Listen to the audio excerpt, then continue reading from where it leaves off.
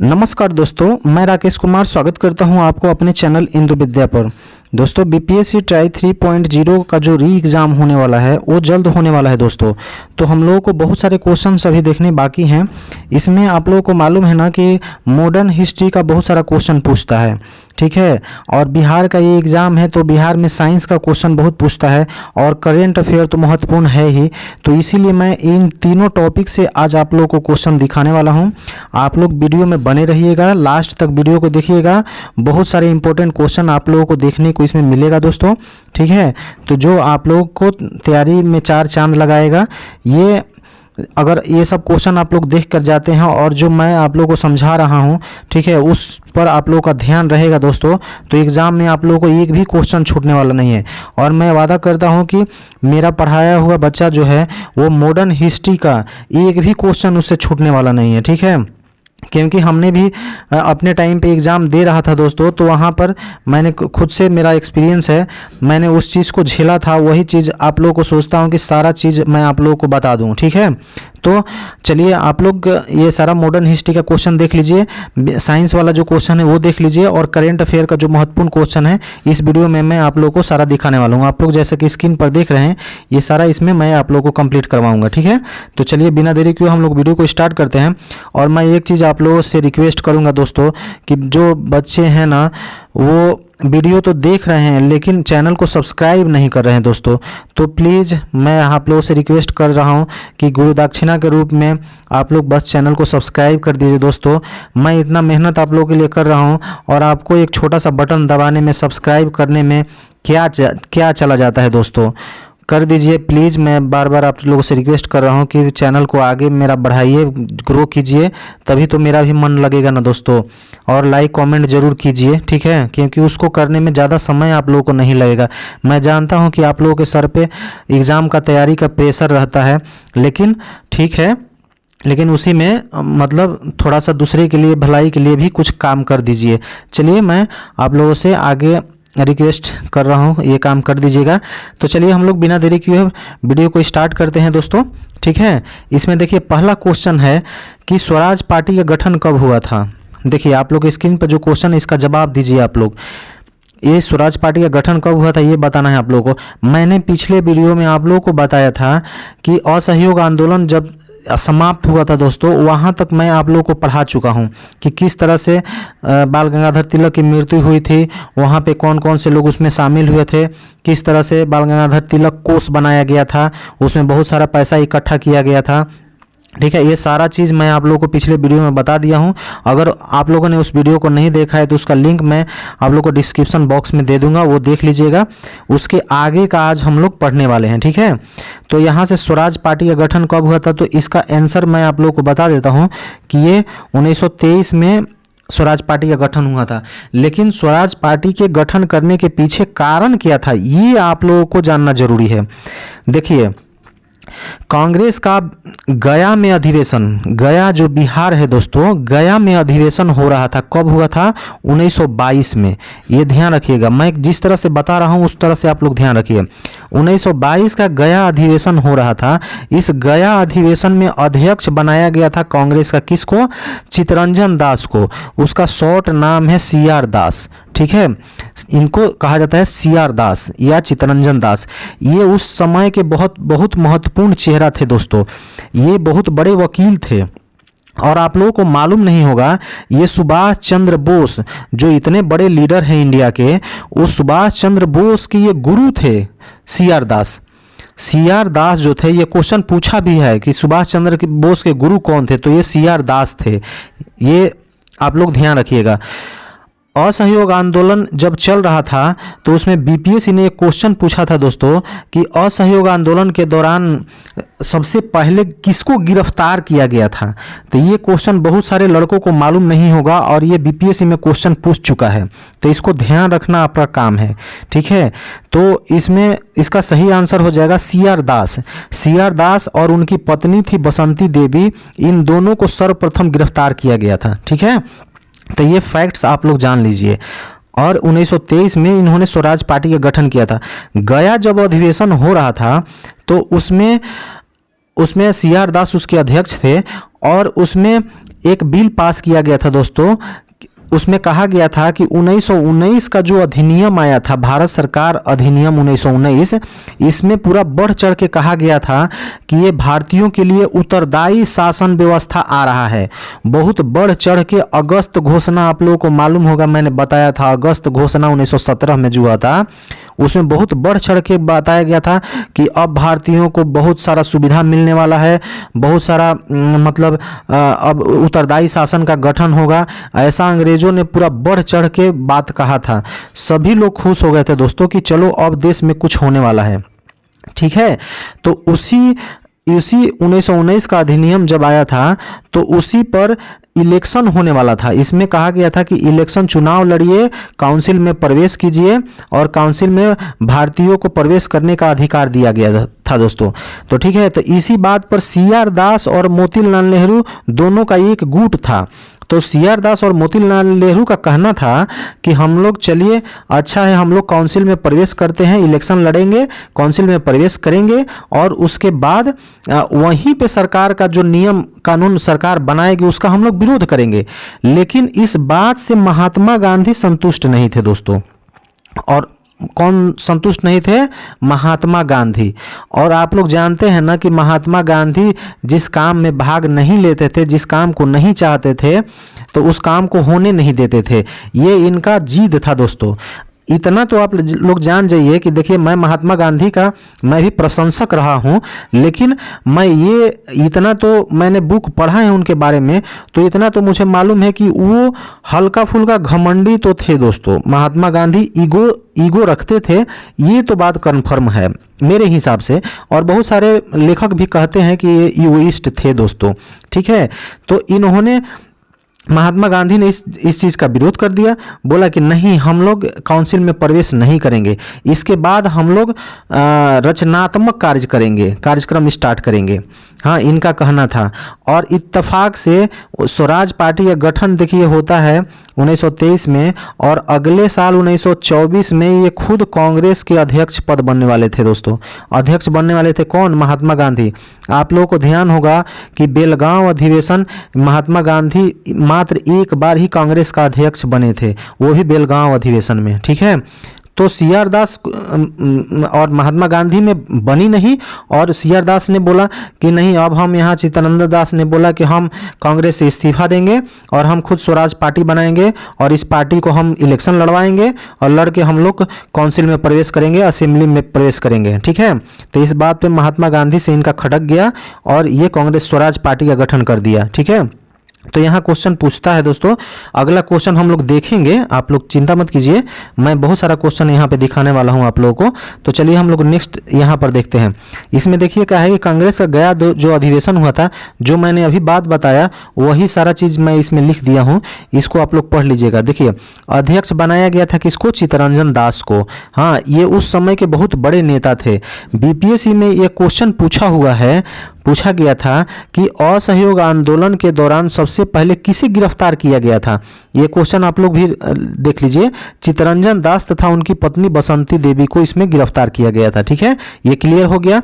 इतना ही नहीं, जो चित्तरंजन दास जो थे वो सुभाष चंद्र बोस के राजनीतिक गुरु थे, ये भी आप लोग इसमें यहाँ पर नोट कर लीजिए। ठीक है, काउंसिल में प्रवेश के नाम पर चित्तरंजन दास ने अध्यक्ष पद से इस्तीफा दे दिया। इन्होंने काउंसिल में प्रवेश करने वाली इनका बात नहीं रखा गया वहां पर, तो इन्होंने इस्तीफा दे दिया और स्वराज पार्टी का गठन कर दिया। ये बात सही है। ठीक है, अलग होकर कौन सी पार्टी बनाई थी? स्वराज पार्टी बनाई थी। ये भी आप लोग ध्यान रखिए। स्वराज पार्टी अगर पूछ देगा कि अध्यक्ष कौन थे तो चित्तरंजन दास थे, लेकिन इसका सचिव पूछ देगा कि कौन थे तो ये मोतीलाल नेहरू थे। ये मोतीलाल नेहरू कौन थे दोस्तों? ये जवाहरलाल नेहरू के पिताजी थे, मोतीलाल नेहरू। ये भी आप लोग को ध्यान रखना है। तो इतना सारा हो गया, इसका स्क्रीनशॉट ले लीजिएगा आप लोग। चलिए हम लोग नेक्स्ट क्वेश्चन देखते हैं। असहयोग आंदोलन समाप्त होने के बाद महात्मा गांधी ने कौन सा काम शुरू किया था? अब बताइए, इस क्वेश्चन का जवाब आप लोग दे ही नहीं पाइएगा कि असहयोग आंदोलन जब समाप्त हो गया था तो महात्मा गांधी ने कौन सा काम शुरू किया था। क्या सविनय अवज्ञा आंदोलन उसी समय स्टार्ट कर दिया था? नहीं। भारत छोड़ो आंदोलन स्टार्ट कर दिया था? नहीं। रचनात्मक कार्य किए थे? तो यस, महात्मा गांधी ने रचनात्मक कार्य करने की घोषणा करी। इसमें क्या इनका कहना था कि अब हम लोग भारतीय सूत काटेंगे, सूत काटना और खादी का कपड़ा बनाना, चरखा चलाना, ये सब इनका काम में शामिल हो गया दोस्तों। ठीक है, हरिजन सेवक संघ की तो स्थापना 1932 में करते हैं, जब सविनय अवज्ञा आंदोलन स्टार्ट होता है तो उस समय। तो इसका सही आंसर होगा ये। और देखिए ये क्वेश्चन बीपीएससी में पूछा हुआ है। ठीक है, तो रचनात्मक कार्य इसी तरह का क्वेश्चन पूछ देता है। आप लोग खाली डेट वगैरह याद रखते हैं, तो डेट वगैरह असहयोग आंदोलन कब हुआ था, ये डेट याद रखने से नहीं काम चलने वाला है, इतना सारा चीज़ पढ़ना पड़ेगा आप लोगों को। ठीक है, तो चलिए यहाँ पर ये हो गया। यहाँ पर देखिए अब चित्तरंजन दास मोतीलाल नेहरू एक साइड में आ गए थे और महात्मा गांधी एक साइड में थे। इनके बीच में एक कॉन्फ्लिक्ट आ गया था इसी बात को लेकर के। क्या बात था दोस्तों, अभी आप लोगों को मैंने बताया था कि महात्मा गांधी बोलते थे कि कांग्रेस ये उसमें काउंसिल में प्रवेश नहीं करना है, और चित्तरंजन दास ये लोग काउंसिल में प्रवेश करना चाहते थे। ठीक है, तो इन्होंने क्या किया कि चित्तरंजन दास, ये सब बात मैं इसमें लिख दिया हूँ, यह आप लोग देख लीजिएगा। ठीक है, स्वराज पार्टी चुनाव में भाग लेगी तथा अच्छा ये हुआ था जब स्वराज पार्टी इन्होंने बनाई थी, तो स्वराज पार्टी की काफ़ी अच्छी सफलता मिली थी दोस्तों। कहा जाता है कि उस समय जब इलेक्शन हुआ था, तो इलेक्शन में जो स्वराज पार्टी थी, ये स्वराज पार्टी को बंगाल में पूरा बड़ा पार्टी के रूप में उभर के आया, मतलब बहुत ज़्यादा सीट बंगाल में इस पार्टी को मिला। ठीक है, और जो मध्य प्रांत था, मध्य प्रांत उस समय कौन कौन सा क्षेत्र आता था, तो उत्तर प्रदेश हो गया, मध्य प्रदेश हो गया, तो ये मध्य प्रांत में आता था दोस्तों। तो मध्य प्रांत में इसको पूरा बहुमत वाली सरकार बन गई इनकी, चित्तरंजन दास की, स्वराज पार्टी की। और स्वराज पार्टी लोग ने जो इसके मेंबर थे वो अच्छा काम भी कर रहे थे। अब देखिए ये लोग काउंसिल में प्रवेश कर गए हैं, चुन करके चले गए हैं। तो ये पूछता है कि बंगाल में उस समय सबसे बड़ी पार्टी कौन थी, तो यही स्वराज पार्टी थी दोस्तों। ठीक है, और मध्य प्रांत में तो इसको बहुमत भी मिल गया था, पूरा बहुमत मिल गया था। ठीक है, लेकिन गांधी जी इस बात से सहमत नहीं थे, वो नहीं चाहते थे कि ये काम किया जाए। और इन लोगों का मांग किया था, डोमिनियन स्टेटस की मांग कर रहे थे। डोमिनियन स्टेटस का मांग ये लोग कब से कर रहे थे, 1916 से ही डोमिनियन स्टेटस का मांग ये लोग कर रहे थे। मतलब डोमिनियन स्टेटस का मतलब होता है, स्टेट्स का मतलब होता है दोस्तों कि हम लोग अंग्रेजों के अधीन ही काम करेंगे, लेकिन सरकार जो होगी वो भारतीयों की सरकार होगी, और अंग्रेज हमारे ऊपर रहेंगे, लेकिन काम जो करेंगे यहाँ पे जो काम होगा वो भारतीयों के हिसाब से होगा, वही डोमिनियन स्टेटस है। ठीक है दोस्तों, गांधी जी ने यहाँ पर क्या किया, रचनात्मक कार्यक्रम प्रारंभ कर दिया। अगले साल बेलगांव का अधिवेशन होने वाला था दोस्तों, और इसमें इत्तेफाक से महात्मा गांधी को ही अध्यक्ष पद चुन लिया गया। ठीक है, तो ये भी ध्यान रखना है आप लोगों को। चलिए हम लोग नेक्स्ट क्वेश्चन देखते हैं। अब यहीं पे देखिए ये भी क्वेश्चन, ये बीपीएससी में पूछा हुआ क्वेश्चन है। यहाँ पे मैं टाइप करना भूल गया हूँ, लेकिन ये मुझे ध्यान है कि ये क्वेश्चन पूछा हुआ है। ठीक है दोस्तों, गांधी सीआर दास पैक्ट कब हुआ था? हाँ, गांधी और सीआर दास के बीच में एक समझौता भी हुआ था, ये कब हुआ था, ये क्वेश्चन पूछा हुआ था। ठीक है, तो एक क्या समझौता हुआ था दोस्तों, इसी बात को लेकर के तो समझौता हुआ था। सीआर दास बोलते थे कि हम काउंसिल में प्रवेश करेंगे, रचनात्मक कार्य नहीं करेंगे। गांधी जी बोलते थे कि हम रचनात्मक कार्य करेंगे और काउंसिल में प्रवेश नहीं करेंगे। दोनों का बात उल्टा था, लेकिन इन दोनों के बीच में समझौता हो गया। गांधी जी फाइनली मान गए कि ठीक है, हम आपके बात को स्वीकार करते हैं। तो यही सीआर दास पैक्ट हुआ था। तो ये कब हुआ था ये बताना है आप लोगों को। तो ये हुआ था फरवरी 1922 में। ठीक है, फरवरी 1922 में हुआ था, जब असहयोग आंदोलन समाप्त हुआ 5 फरवरी को। ये डेट याद रखिएगा, असहयोग आंदोलन कब समाप्त हुआ था, तो 5 फरवरी 1922 को असहयोग आंदोलन को स्थगित कर दिया गया था। चौरा चौरी जब कांड हुआ था उसी के उपलक्ष्य में। अच्छा, ये 5 फरवरी को चौरा चौरी कांड हुआ था दोस्तों। असहयोग आंदोलन समाप्त हुआ था 12 फरवरी को। ठीक है, ये थोड़ा सा मिस्टेक हो गया मुझसे, ये आप लोग करेक्ट कर लीजिएगा। 12 फरवरी को महात्मा गांधी ने असहयोग आंदोलन को वापस ले लिया था। ठीक है, तो उसी फरवरी में गांधी और इनके बीच, सीआर दास के बीच में पैक्ट भी साइन हुआ था। ये भी आप लोग ध्यान रखिए, सब फरवरी में ही हुआ था। ठीक है, तो चलिए आगे हम लोग देखते हैं कि उस समय की प्रमुख घटनाएं क्या क्या हुई थी। देखिए, गांधी और दास पैक्ट साइन हुआ, ये तो पहला चीज़ हो गया। आप लोगों को ये किसी ने बताया नहीं होगा, मैं आज आप लोगों को यहाँ पे बता रहा हूँ। इसमें गांधी जी ने जो स्वीकार किया था वो बात मैंने बता दिया था कि क्या गांधी जी ने स्वीकार किया और क्या मोतीलाल नेहरू ने स्वीकार किया, ये भी मैं बता दिया हूँ। ठीक है, जब काउंसिल में प्रवेश करने की बात आई थी दोस्तों, स्वराज पार्टी का गठन हुआ था, तो मोहम्मद अली जिन्ना कहाँ पीछे रहने वाला था। ये मोहम्मद अली जिन्ना ने तुरंत एक पार्टी का गठन कर दिया। हालांकि मुस्लिम लीग उस समय काम कर रही थी दोस्तों, फिर भी इसने काउंसिल में प्रवेश करने के लिए एक स्वतंत्र पार्टी का गठन कर दिया। उस पार्टी का नाम था स्वतंत्र पार्टी या उसका इंडिपेंडेंट पार्टी। ठीक है, ये पार्टी के बारे में पूछा गया है क्वेश्चन, तो ये आप लोग ध्यान रखिएगा। मोहम्मद अली जिन्ना ने पार्टी का गठन कर दिया था और इसी पार्टी को चुनाव में लड़वाया था, लड़वा करके और ये भी काउंसिल में प्रवेश किया था स्वराज पार्टी के साथ साथ में। जब मदन मोहन मालवीय जी ने देखा कि ओहो ये तो जिन्ना अपना पार्टी बना लिया और ये तुरंत इसमें प्रवेश करने वाला है, तो मदन मोहन मालवीय भी उस समय हिंदू के बहुत बड़े चेहरा थे दोस्तों, हिंदुओं के नेता थे ये। तो इन्होंने क्या किया कि इन्होंने भी एक पार्टी बना ली, उसका नाम था राष्ट्रवादी पार्टी या इसको ध्यान में रखिएगा, इंग्लिश वाला पूछ सकता है, नेशनलिस्ट पार्टी। नेशनलिस्ट पार्टी ये मदन मोहन मालवीय जी ने बना लिया था। किस कारण से बनाया था? इलेक्शन में प्रवेश करने के लिए, और ये भी वहाँ पे चुनाव लड़े थे। चुनाव लड़ करके इनकी पार्टी राष्ट्रवादी पार्टी लड़ी थी और मोहम्मद अली जिन्ना की स्वतंत्र पार्टी लड़ी थी। ये दोनों पार्टी, और ये बाद में जाकर के स्वतंत्र जो स्वराज पार्टी थी उसको ये लोग सपोर्ट किए थे दोस्तों, ऐसा नहीं था, उस समय सपोर्ट किया गया था। ठीक है, चलिए तो इतना हो गया। अब नेक्स्ट क्वेश्चन हम लोग देखते हैं। नेक्स्ट क्वेश्चन में है कि कांग्रेस का गया अधिवेशन 1922 कौन सा अधिवेशन था? ये क्रम भी पूछता है, ये आप लोग याद रखिएगा। 1912 वाला जो बांकीपुर अधिवेशन था वो 28वां अधिवेशन था दोस्तों, 28वां अधिवेशन था। कौन सा? 1912 वाला। ठीक है, और ये 1922 वाला ये 38वां था। दोनों को देखिए लास्ट में 8-8 ही है, तो एग्ज़ाम में ये पूछा गया है। और वहाँ पे मुझसे भी एक बार एग्ज़ाम में गलती हो गया था दोस्तों, वहाँ पे 27वां मैं मार करके चला आया था, 27वां, क्योंकि मैंने एक बुक में पढ़ लिया था, वहाँ पे 27वां लिखा गया था।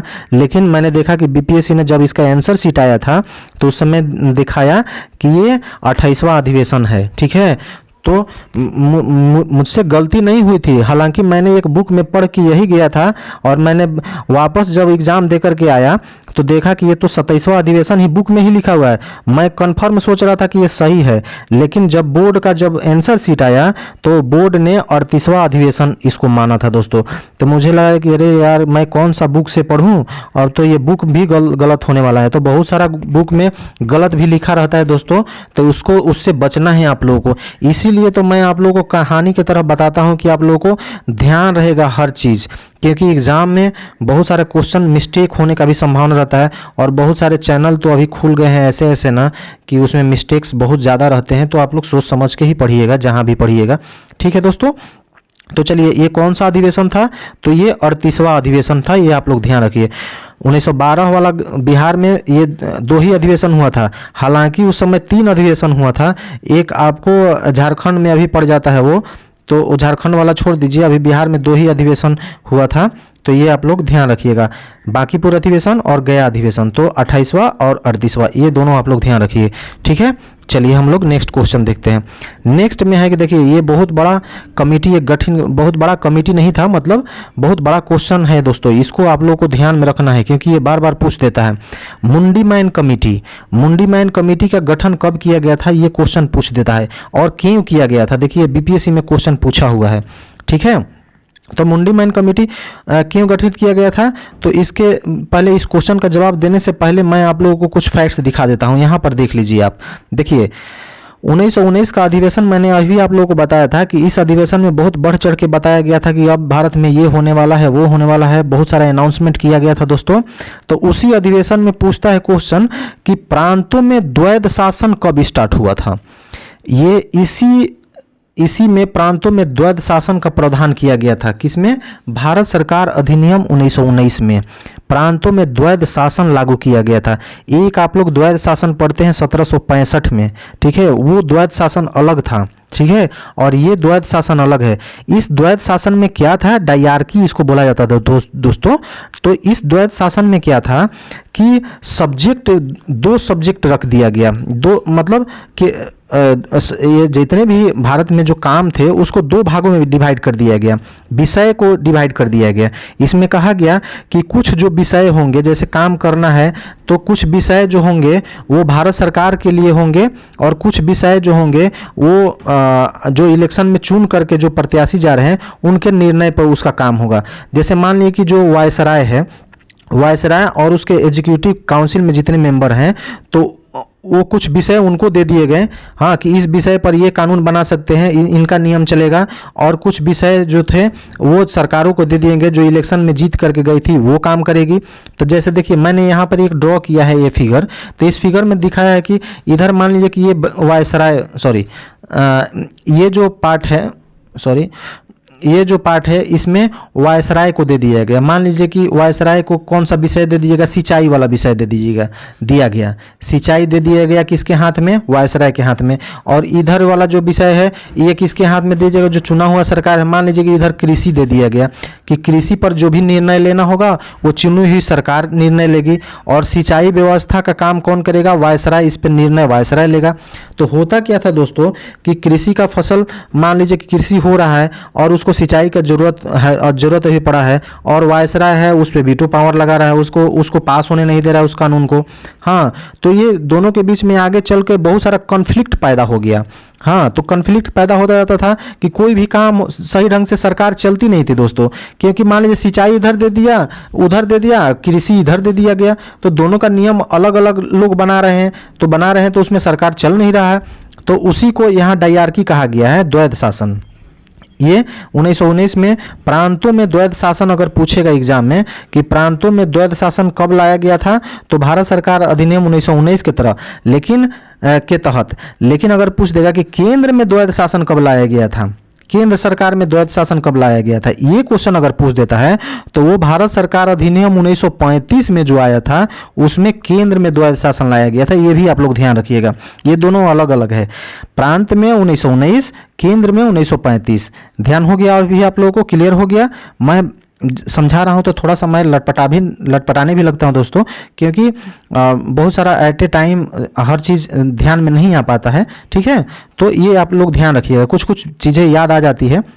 हाँ, तो इसमें क्या हुआ था, कुछ विषय चुने गए सरकार को लेना था, और उस पर वायसराय को, इसमें वायसराय को वीटो शक्ति भी दिया गया था।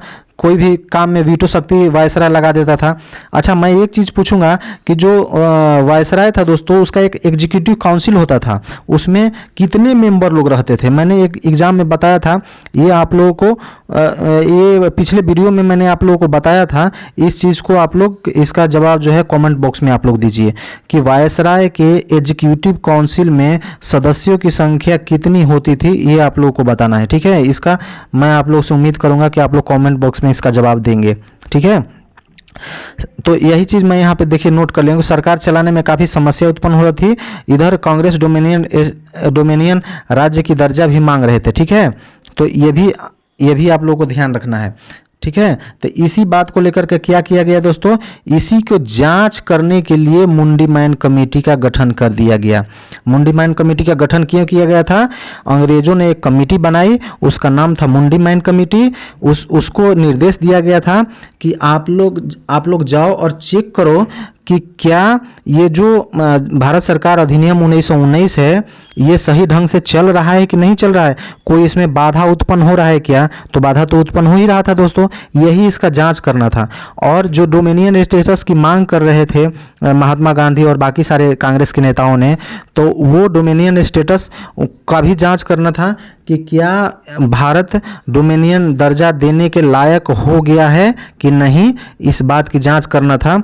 तो ऐसा जब महात्मा गांधी ने सुना और बाकी नेताओं ने सुना, तो इस कमेटी को तुरंत वो लोगों ने रिजाइन कर दिया, इस कमेटी को बाइकआउट कर दिया। बोला कि आप ये जांच करोगे कि हम डोमिनियन स्टेटस के लायक हो गए हैं कि नहीं हो गए हैं, आप लोग निर्णय लोगे। ऐसा मतलब इन लोगों को दुख लगा और तुरंत इस कमेटी को इन्होंने बाइकआउट कर दिया। ठीक है दोस्तों, तो ये भी ध्यान रखना है आप लोगों को। तो इसका जवाब क्या हो जाएगा, अब इस क्वेश्चन का जवाब बताइए। मुंडी मैन कमेटी का गठन क्यों किया गया था, तो 1919 की अधिनियम की जांच के लिए तो हाँ ये सही है, 1919 के अधिनियम की जांच के लिए किया गया था। जालियांवाला बाग हत्याकांड की जांच के लिए नहीं, ये जालियांवाला बाग जांच नहीं करना था। असहयोग आंदोलन की जांच हेतु नहीं, उपयुक्त में से कोई नहीं, ये तो होगा ही नहीं। तो इसका सही आंसर क्या हो जाएगा दोस्तों? ऑप्शन नंबर ए इसका सही जवाब हो जाएगा। ठीक है, चलिए अब नेक्स्ट क्वेश्चन हम लोग देखते हैं। उसी समय एक ली कमीशन भी गठित किया गया था। ली कमीशन का गठन क्यों किया गया था ये भी बताइए, और ये भी देखिए बीपीएससी में पूछा हुआ क्वेश्चन है। ठीक है, तो ये 1919 के अधिनियम की जांच के लिए ली कमीशन का गठन किया गया था? तो नहीं, 1919 के अधिनियम की जांच करने के लिए मुंडी मैन कमेटी का गठन किया गया था। जालियांवाला बाग हत्याकांड की जांच के लिए नहीं, उस समय हंटर कमीशन का गठन किया गया था। जालियांवाला बाग जो कांड हुआ था उसकी जांच के लिए कौन सा कमेटी का गठन किया गया था? हंटर कमेटी का। तो इसका ऑप्शन नंबर सी सही हो जाएगा। सिविल सेवाओं में उच्च जातियों की सेवा को बरकरार रखना इस ली कमीशन का काम था दोस्तों, जांच करना कि सिविल सेवा में उच्च जाति के लोग बहुत सारे भर गए थे, तो उसकी सेवा बरकरार रखना है, आगे चलते देना है कि नहीं, इसकी जांच के लिए ली कमीशन का गठन किया गया था। ये बात सही है। ठीक है दोस्तों, तो चलिए हम लोग नेक्स्ट क्वेश्चन देखते हैं। महात्मा गांधी ने चरखा समिति का गठन क्यों किया था? चरखा समिति, देखिए चरखा चलाना, ये चरखा वाला काम महात्मा गांधी ने क्यों किया था? तो ऑप्शन पढ़िए, कुटीर उद्योग को बढ़ावा देने के लिए। तो हाँ ये बात सही है, कुटीर उद्योग को बढ़ावा देना चाहते थे। महिलाओं को आर्थिक सहायता देने हेतु, ये भी बात सही है कि अगर जो चरखा है, सूत काटना है, ये महिलाएं तो ज़्यादा करती थी सूत काटने का काम, तो उसको आर्थिक सहायता तो मिलेगा ही, महिलाएं आत्मनिर्भर बनेंगी।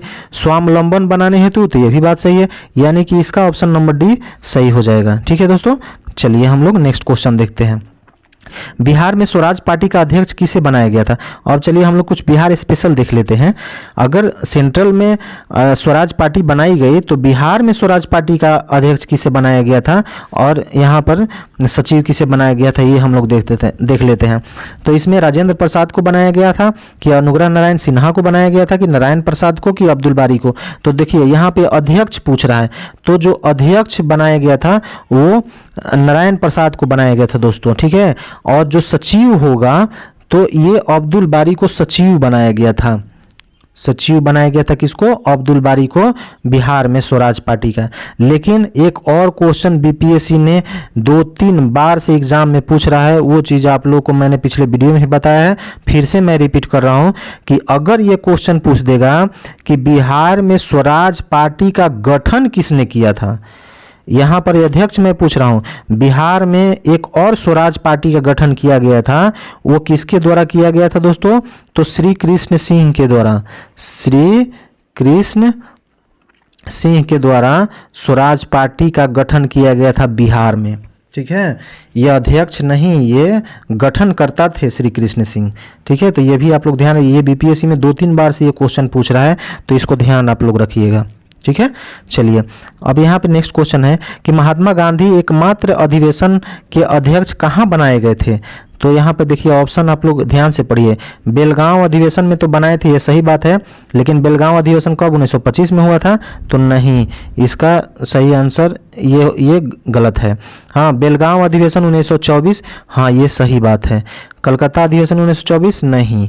ठीक है, तो इसका सही आंसर क्या हो जाएगा दोस्तों? बेलगांव अधिवेशन 1924 में महात्मा गांधी को क्या किया गया था? एकमात्र ये के अध्यक्ष बनाया गया था। ठीक है, ठीक है दोस्तों, तो चलिए हम लोग नेक्स्ट क्वेश्चन देखते हैं। कांग्रेस के प्रथम भारतीय महिला अध्यक्ष किसे बनाया गया था? भारतीय महिला यहाँ पे पूछ रहा है, तो भारतीय महिला अध्यक्ष किसको बनाया गया था? कांग्रेस का पहला अध्यक्ष कौन बनी थी? तो क्या एनी बेसेंट थी कि सरोजनी नायडू को बनाया गया था कि सुचेता कृपलानी को बनाया गया था कि अंबुबाई को बनाया गया था? तो इसका सही आंसर हो जाएगा दोस्तों सरोजनी नायडू। देखिए अगर पूछ देगा कि कांग्रेस का प्रथम महिला अध्यक्ष किसको बनाया गया था, तो इसका सही जवाब हो जाएगा एनी बेसेंट। ये पहली महिला थी।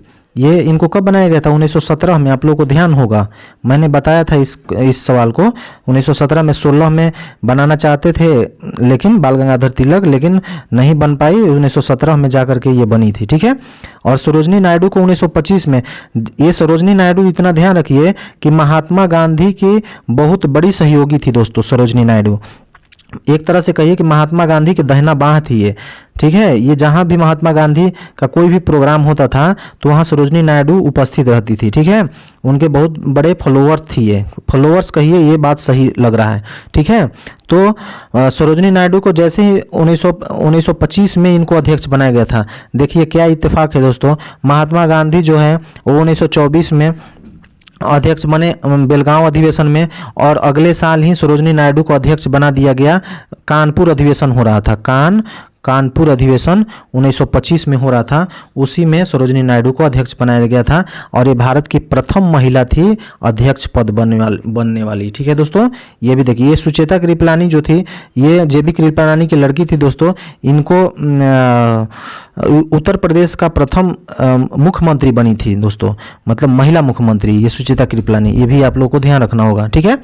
चलिए नेक्स्ट क्वेश्चन हम लोग देखते हैं। अब यहाँ पर हम लोग थोड़ा सा करंट अफेयर का जो महत्वपूर्ण क्वेश्चन है वो हम लोग यहाँ पर देख लेंगे, ठीक है। ये देखिए जनवरी का क्वेश्चन है दोस्तों, करंट अफेयर का। जनवरी 2024 में हाँ किस मंत्रालय ने the Indian economy the review नाम से रिपोर्ट जारी किया गया था। तो इकोनॉमिक का रिपोर्ट है वो कौन जारी कर सकता है दोस्तों, इतना आप लोग बताइए। तो ये वित्त मंत्रालय हो जाएगा, वित्त मंत्रालय के द्वारा एक रिपोर्ट जारी किया गया है the Indian economy the review नाम से। ये कब जारी किया गया था, तो 2024 जनवरी में, ठीक है। ये ध्यान रखिएगा आप लोग। इसमें इस रिपोर्ट में क्या क्या कहा गया था दोस्तों, तो चलिए इसका स्क्रीनशॉट ले लीजिए, मैं यहाँ पर बता दिया हूँ, ठीक है। ये स्क्रीनशॉट ले लीजिए। द इंडियन इकोनॉमिक में क्या क्या है, तो इसके मुख्य सलाहकार कौन थे, तो अनंत नागेश्वरन कौन थे दोस्तों, ये अभी मुख्य आर्थिक सलाहकार हैं, ठीक है। भारत सरकार के मुख्य आर्थिक सलाहकार कौन हैं, तो अनंत नागेश्वरन। इन्हीं के सलाह पर ये रिपोर्ट जारी किया गया है, ठीक है। इसमें कहा क्या गया है, अच्छा यहाँ पर देखिए ये गलत है, 2023 नहीं होगा, 2030 होगा दोस्तों। 2030 तक कहा गया है कि जो इंडियन इकोनॉमी है वो 7 ट्रिलियन की हो जाएगी। 5 ट्रिलियन भी नहीं दोस्तों, 7 ट्रिलियन की इकोनॉमी हो जाएगी, इस रिपोर्ट में ऐसा कहा गया है। बताइए, पहले तो 5 ट्रिलियन कहा जाता था, लेकिन इस रिपोर्ट में तो 7 ट्रिलियन बताया गया है कि 2030 तक जो भारत की इकोनॉमी होगी वो 7 ट्रिलियन की हो जाएगी। और इसके लगे हाथों हम लोग ये भी देख लेते हैं कि जो 16वां वित्त आयोग गठन हुआ है उसके उपाध्यक्ष किसको बनाया गया था दोस्तों, तो ये अरविंद पनगड़िया जी हैं। ये आप लोग ध्यान रखिए। वित्त आयोग का गठन संविधान के किस अनुच्छेद में है, तो 280 अनुच्छेद 280 या आर्टिकल 280 में वित्त आयोग के गठन करने का प्रावधान किया गया है। वित्त आयोग का गठन कौन करता है, तो ये प्रेसिडेंट करते हैं दोस्तों। प्रेसिडेंट कौन करते हैं ये राष्ट्रपति करती हैं, ठीक है। राष्ट्रपति वित्त आयोग का गठन 5 साल के लिए करती हैं, ठीक है। ये हमारे संविधान में लिखा हुआ है, ठीक है। चलिए नेक्स्ट क्वेश्चन हम लोग देखते हैं कि जनवरी 2024 में राष्ट्रपति द्रौपदी मुर्मू, यहाँ पे टाइपिंग मिस्टेक बहुत सारा हो गया है दोस्तों, यहाँ होगा द्रौपदी मुर्मू ने किसे राज्यसभा के लिए मनोनीत किया है। अच्छा, राज्यसभा में एक चेहरा को मनोनीत किया गया है, वो कौन है दोस्तों, तो 2024 में अभी जनवरी में किया गया है। ये क्वेश्चन आप लोगों को एग्जाम में पूछ सकता है, तो इसलिए ध्यान रखिएगा, ठीक है। ये इसका सही आंसर हो जाएगा सतनाम सिंह संधू। ये देखिए चंडीगढ़ जो यूनिवर्सिटी है उसके ये चांसलर हैं दोस्तों, चांसलर थे, अभी इनको राज्यसभा के लिए मनोनीत किया गया है। अच्छा, राष्ट्रपति द्वारा राज्यसभा में कितने लोगों को मनोनीत किया जाता है ये आप लोगों को मालूम है, 12 लोगों को मनोनीत किया जाता है, ठीक है। राज्यसभा में राष्ट्रपति के द्वारा 12 लोगों को मनोनीत किया जाता है। इसमें ये सतनाम सिंह संधू को अभी मनोनीत किया गया है वर्तमान में। ये भी आप लोग ध्यान रखिएगा, हो सकता है क्वेश्चन ये पूछ दे, ठीक है। चलिए नेक्स्ट क्वेश्चन देखते हैं। किस कंपनी ने मानव ब्रेन में इलेक्ट्रॉनिक चिप प्रत्यारोपित की है। अच्छा, ये देखिए कितना बड़ा ये काम है दोस्तों कि मानव के दिमाग में चिप डाला जा रहा है। अब बताइए, जिस तरह से मोबाइल में चिप डाला जा रहा था उसी तरह मानव के ब्रेन में भी चिप डाला जा रहा है। ये दुनिया कहाँ पहुँचेगी कोई इसको बता नहीं सकता दोस्तों। और ये सब काम करने वाला वर्ल्ड में केवल एक ही आदमी हमको दिखता है दोस्तों। और आप लोगों को मालूम होगा कि वो आदमी कौन है। वो आदमी है एलन मस्क। दुनिया का सबसे धनी व्यक्ति है, अभी बन गया है दोस्तों। एलन मस्क के द्वारा ये काम किया गया है। और इसी का कंपनी जो है वो न्यूरालिंक, उस कंपनी का नाम क्या है? न्यूरालिंक। ठीक है, तो इसने ही चिप बनाया है दोस्तों और उसको दिमाग में प्रत्यारोपित किया गया है। ठीक है, तो इसका सही आंसर हो जाएगा। ये किसकी कंपनी अगर पूछ देगा तो ये एलन मस्क की कंपनी है। और उसकी एक और कंपनी है जो गाड़ी वगैरह बनाती है दोस्तों, टेस्ला करके है। टेस्ला ये भी आप लोग ध्यान रखिएगा। टेस्ला कंपनी के मालिक कौन है? तो एलन मस्क। इसके बारे में आप लोगों को अगर समय मिलेगा तो आप लोग पढ़िए एलन मस्क के बारे में, बहुत बड़ा चेहरा है दोस्तों। ठीक है, चलिए नेक्स्ट क्वेश्चन हम देखते हैं। लार्सन एंड टुब्रो ये कंपनी आप लोगों को मालूम है ना, इसको हम लोग शॉर्टकट में एलएनटी बोलते हैं। एलएनटी, इसका इंडिया में कौन नाम नहीं जानता है दोस्तों एलएनटी के बारे में। लार्सन एंड टुब्रो ये बहुत बड़ी कंपनी है, कंस्ट्रक्शन कंपनी है, बहुत सारे क्षेत्रों में ये काम कर रही है दोस्तों। ऐसे तो कंस्ट्रक्शन के क्षेत्र में रोड वगैरह का कंस्ट्रक्शन करती है, मतलब बहुत सारे क्षेत्रों में काम करती है, लेकिन हम लोग जानते हैं ज़्यादातर लार्सन एंड टुब्रो को कंस्ट्रक्शन के लिए ही। इसको किस देश में सौर ऊर्जा संयंत्र स्थापित करने का ऑर्डर मिला है? सौर ऊर्जा वाला संयंत्र अभी आप लोग को मालूम है ना कि बहुत सारे देशों में लगाया जा रहा है, क्योंकि बहुत सारा ये जो बिजली उत्पन्न करने में बहुत सारे पर्यावरण को क्षति मिल रहा है दोस्तों। तो सौर ऊर्जा को एक विकल्प रूप में निकाला गया है और इसको स्थापित करने पर बहुत जोर दिया जा रहा है। ठीक है, तो इस कंपनी को कौन सा देश में इसको ऑर्डर मिला है ये पूछ सकता है आप लोगों को। तो ये कंपनी कौन हो सकता है दोस्तों? अभी देखिए भारत से इस कंपनी का बहुत नज़दीकी का रिश्ता बनता जा रहा है और बहुत सारे कंपनी के साथ व्यापार भी बहुत सारा हो रहा है इसके साथ। तो ये कौन सी कंपनी हो सकती है दोस्तों? तो ये है यूएई, यूनाइटेड अरब एमिरेट्स। ठीक है, ये यूएई है, इसके साथ इस देश में इनको ऑर्डर मिला है। ठीक है, तो चलिए हम लोग नेक्स्ट क्वेश्चन देखते हैं। अब यहाँ पे साइंस का क्वेश्चन हम लोग देखते हैं कुछ। ध्वनि तरंगों की प्रकृति कैसी होती है? अच्छा बताइए, ये क्वेश्चन देखिए पूछता है हमेशा, ध्वनि तरंगों की प्रकृति कैसी होती है। तो मैं एक ट्रिक बता रहा हूँ, मैं तो ऐसे ट्रिक से पढ़ता नहीं है दोस्तों, लेकिन ये ट्रिक आप लोगों को हमेशा काम आएगा, ये आप लोग ध्यान रखिएगा। देखिए ध्वनि तरंगे जो है, ध्वनि तरंगों के बारे में पूछ देता है और दूसरा पूछता है कि प्रकाश तरंगों के बारे में। प्रकाश तरंग किस तरह का तरंग है? तो देखिए, जो एक हो गया ध्वनि और एक हो गया प्रकाश। तो ध्वनि ध से होता है, तो ये ध से अनुधैर्य हो जाएगा। ध से क्या होगा? अनुधैर्य। और प्रकाश प से स्टार्ट होता है, तो ये अनुप्रस्थ हो जाएगा, प्रस्थ। तो यानी कि प्रकाश जो है प्र से ही हुआ और ध से धैर्य होगा। ठीक है, तो ये आप लोगों को आप कभी भूलिएगा नहीं। आप लोग देखिए, प्रकाश प्रस्थ हो गया और अनुधैर्य ध्वनि हो गया।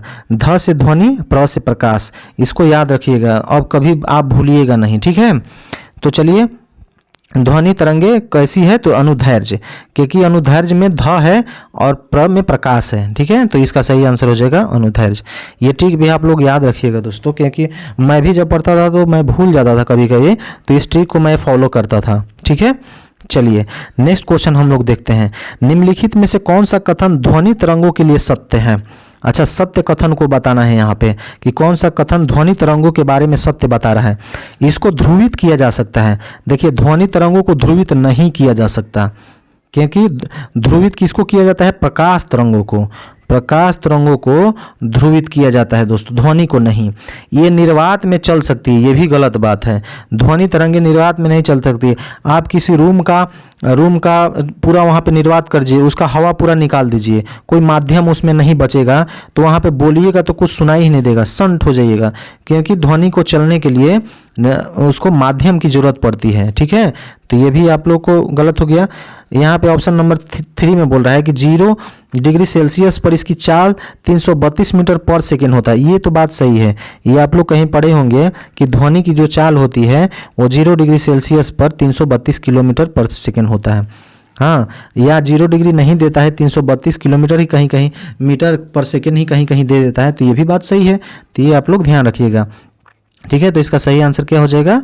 ये हो जाएगा ऑप्शन नंबर 3। चलिए हम लोग नेक्स्ट क्वेश्चन देखते हैं। अवश्रव्य ध्वनि की आवृत्ति होती है। अवश्रव्य, एक होता है अश्रव्य और दूसरा होता है पराश्रव्य।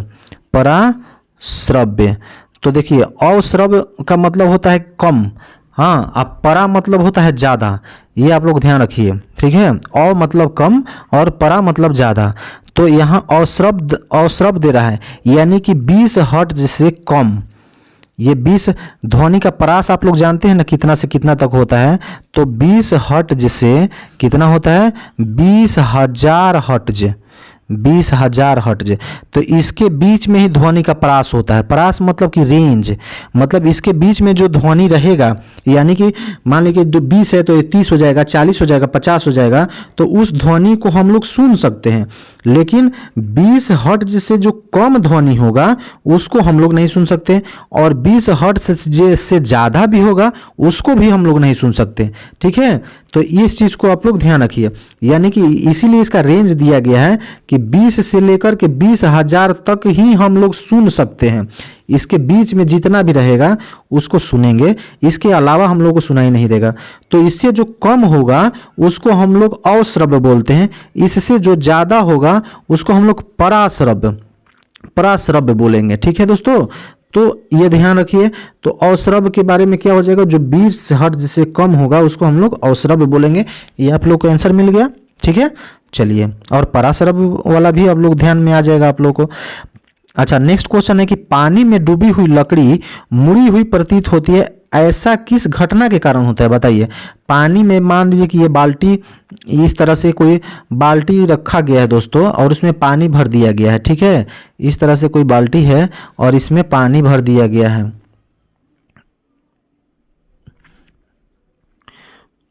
ठीक है। ये मान लीजिए कि बाल्टी है और इसमें पानी भर दिया गया है दोस्तों, और इसमें कोई लकड़ी का टुकड़ा यहाँ से प्रवेश कर दिया गया, तो ये इस टाइप से मुड़ा हुआ प्रतीत होता है। ये क्यों, किस घटना के कारण होता है, तो ये घटना है प्रकाश का। जब भी पानी का बात आए दोस्तों, आप लोग सीधा मारिए प्रकाश का अपवर्तन, क्योंकि पानी के अंदर तो अपवर्तन ही होता है ना, अपवर्तन की घटना होती है। तो ऐसा जब भी क्वेश्चन आए, पानी के अंदर मछली का ऊपर उठना, हाँ, या पानी के अंदर सिक्का का ऊपर उठना, कोई टेढ़ा दिखाई देना, ये किस घटना के कारण होता है, तो प्रकाश के अपवर्तन के कारण। इसमें परावर्तन तो होगा नहीं, परावर्तन तो उसको बोलते हैं जो मान लीजिए कोई सतह है और यहाँ से प्रकाश आया फिर टकरा के इधर चला गया, उसको हम लोग परावर्तन बोलते हैं। लेकिन इसमें तो टकरा नहीं रहा, इसमें तो अवशोषण हो रहा है प्रकाश का, क्योंकि माध्यम चेंज हो रहा है। तो जब भी माध्यम चेंज होगा दोस्तों, उसमें प्रकाश का अपवर्तन होता है, ये आप लोग ध्यान रखिएगा, ठीक है। चलिए, तो ये क्वेश्चन का जवाब मिल गया आप लोगों को। चलिए नेक्स्ट हम लोग देखते हैं, जब प्रकाश की किरण विरल माध्यम से सघन माध्यम की ओर जाती है तो क्या होता है। देखिए, ये मान लीजिए कि कोई माध्यम है दोस्तों, हाँ, इसके नीचे में पानी है, इस तरह से पानी भरा हुआ है, ठीक है। और अगर प्रकाश की किरण यहाँ से आती है, हाँ, तो आती है, तो ये आप लोगों को मालूम है ना कि ये अभिलंब कहा जाता है इसको। तो प्रकाश की किरण ये आती है तो इसको ऐसे सीधा निकल जाना चाहिए था, लेकिन ये निकलती नहीं है। क्यों नहीं निकलती है, क्योंकि यहाँ माध्यम चेंज हो गया। हवा में भी उसी स्पीड से चलेगी और पानी में भी उसी स्पीड से भी चलेगी, ये तो ऐसा हो ही नहीं सकता, ठीक है। तो क्या होता है कि ये जो है ये अभिलंब के तरफ मुड़ जाती है, यहाँ से होकर गुजरने लगती है, ठीक है। तो ये ऐसा क्यों होता है दोस्तों, क्योंकि प्रकाश का जो चाल है वो हर एक माध्यम में एक जैसा नहीं रहता है, ठीक है। हर एक माध्यम में अलग अलग होता है, ठीक है। तो वही इसमें आप लोगों को आंसर देना होगा। तो देखिए क्या है, प्रकाश सीधी दिशा में चली जाती है तो ये गलत हो जाएगा, प्रकाश सीधी दिशा में जाती नहीं है, अभिलंब की ओर झुक जाती है। तो हाँ, इसका सही आंसर होगा ये अभिलंब की ओर झुक जाती है, क्योंकि यहाँ विरल से सघन में आ रही है। अगर सघन से विरल में जाएगी तो वो दूर चली जाएगी, ठीक है। इतना ध्यान रखना है आप लोगों को। एक को, यही तो साइंस का मतलब है कि एक समझिएगा उसका दूसरा का जवाब आप लोग को मिलेगा। अच्छा, प्रकाश के सबसे छोटे कण को क्या कहा जाता है, बताइए। प्रकाश के सबसे छोटे कण को क्या प्रोटॉन कहा जाता है, नहीं। प्रोटॉन, इलेक्ट्रॉन और न्यूट्रॉन तो एक परमाणु का भाग होता है दोस्तों, तो इसको फोटॉन कहा जाता है। प्रकाश के सबसे छोटे कण को फोटॉन कहा जाता है। और प्रोटॉन और इलेक्ट्रॉन किसको कहा जाएगा, तो देखिए मान लीजिए कि ये कोई परमाणु है दोस्तों, इसके अंदर में एक नाभिक रहता है। तो नाभिक के अंदर में क्या क्या रहता है, P+N रहता है, यानी प्रोटॉन प्लस न्यूट्रॉन रहता है। और जो इलेक्ट्रॉन है वो इधर से चक्कर काटते रहता है दोस्तों। इलेक्ट्रॉन जो है ये कक्षाओं में चक्कर काटते रहता है, इस तरह से ये घूमते रहता है दोस्तों, ठीक है। तो ये भी आप लोग को ध्यान रखना है। तो ये आपका आंसर मिल गया। चलिए दोस्तों, आज के लिए इतना ही। अब नेक्स्ट वीडियो में हम लोग देखेंगे कि ज़्यादा बताऊंगा तो ये वीडियो बहुत ही लंबा हो जाएगा दोस्तों। नेक्स्ट वीडियो का आप लोग इंतजार कीजिए, और मैं इसका PDF भी आप लोगों को दे दूंगा। इसका PDF भी आप लोग डाउनलोड कर लीजिएगा, ठीक है। थैंक यू दोस्तों।